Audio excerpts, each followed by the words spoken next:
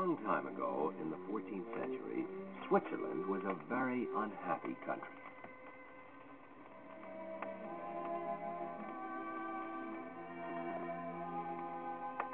Austria, a neighboring country, had invaded and conquered Switzerland, and the Austrian army of occupation was brutal and cruel to the Swiss people. They were kept poor and hungry, while the Austrians grew fat and rich. The cruelest Austrian of all was a man named Gessler. He governed the city of Altdorf. To humiliate the townspeople, he placed a large pole with a golden feathered hat on the top of it, right in the marketplace. It was the symbol of the Austrian conqueror. Gessler decreed that no citizen could pass this pole without kneeling in the dirt and bowing humbly before it.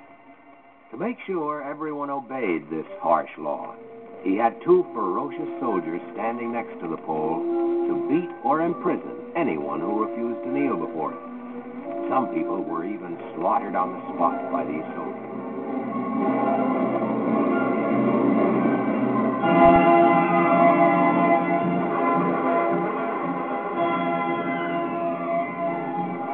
A few miles away from Altdorf, in the city of Bergen, there lived a hunter named William Tell. He was a good man, loved and respected by all. William Tell was famous for his marksmanship with a crossbow. With a single arrow, he could bring down the fastest mountain goat darting among the rocks a great distance away. But William Tell longed for freedom from the terrible Austrian yoke of oppression, as did his countrymen. They all waited for the day the conquerors would be driven out of Switzerland. One day, William Tell went to visit a blacksmith in Altdorf to get steel tips for his arrows. Walter, his eldest son, went with him. Tell did not know of Gessler's law, and when he arrived in the marketplace, he was shocked to see an old woman being forced to kneel before the pole by the 2 brutal soldiers. Grasping his son's hand, he proudly walked past the pole without kneeling. The soldiers ordered him to kneel, but he refused.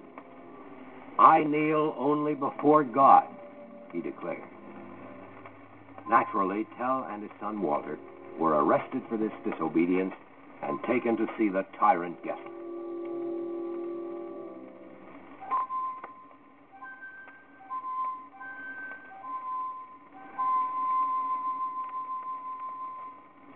When the soldiers reported what had happened, Gessler was impressed by the courage of the hunter.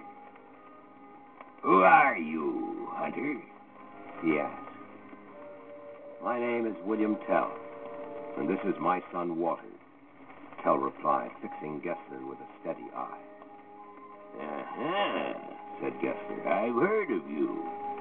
You are the hunter reputed to be the best bowman in Switzerland. Well, hunter, I shall give you a chance to prove your skills with the crossbow." Smiling evilly, Gessler rasped out the horrible plan his mind had just conceived. "Your son shall be tied to a linden tree in the courtyard. An apple shall be placed on his head. You will stand 100 paces away, and with 1 arrow only, shoot the apple off your son's head with your crossbow. If you succeed, I shall set you both free." Tell, bursting with anger at Gessler's cruel command, cried, "Kill me if you will, but leave my son alone." Walter looked up into his father's eyes and spoke bravely. "I'm not afraid, Father. I want you to show these Austrians how fine Swiss marksmanship really is."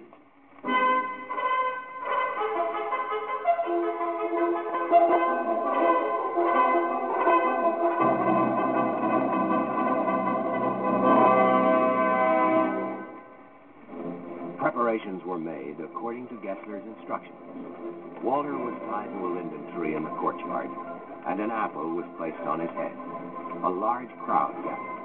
The townspeople loved Tell and his son and wanted to see what would happen.